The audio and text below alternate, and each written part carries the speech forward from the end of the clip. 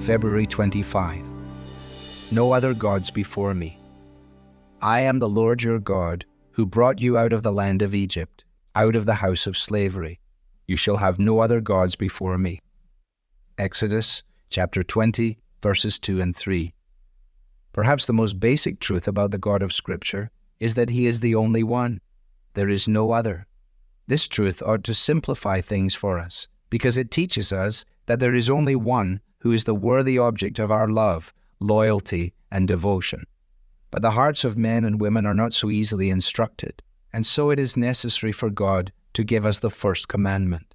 You shall have no other gods before me.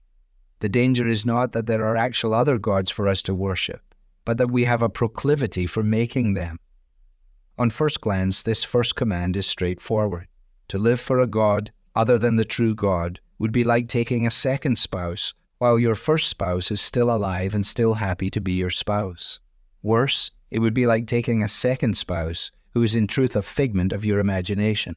It would be a breach of an exclusive relationship. We must not kid ourselves that we are immune from the possibility of breaking this commandment.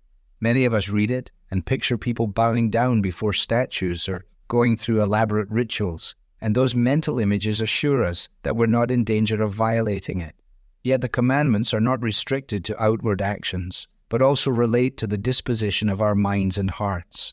From this perspective, we may not be as far from those mental images as we assume.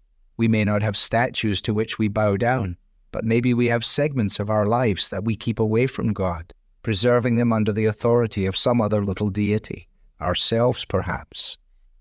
Ask yourself, do I joyfully acknowledge God's comprehensive claim on my life? Is God in charge of my family, my work, my relationships, my money, my dating, my use of time? Take a close and honest look to see if there are portions of life you try to keep from Him. In addition to keeping things away from God, another form of danger is functionally replacing Him. When we put our family, our job, our hobbies, or anything else in the place that is God's alone, we violate the first commandment. To the degree that we allow anyone or anything besides obedience to God to direct our course day to day, we defy His law. So we are not so safe from the possibility of breaking this commandment as we may think. While we must acknowledge the truth that there is one God, we must also beware our own ability to put things in His place.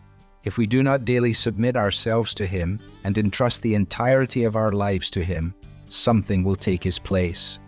We are made to worship. The question is, are you going to worship the living God, or are you going to pretend there is another? Devotional material is taken from the Truth for Life Daily Devotionals, copyright Alistair Begg, and is published by the Good Book Company. This reading was digitally created by Truth for Life and is used with permission. For more clear, relevant Bible teaching, visit truthforlife.org.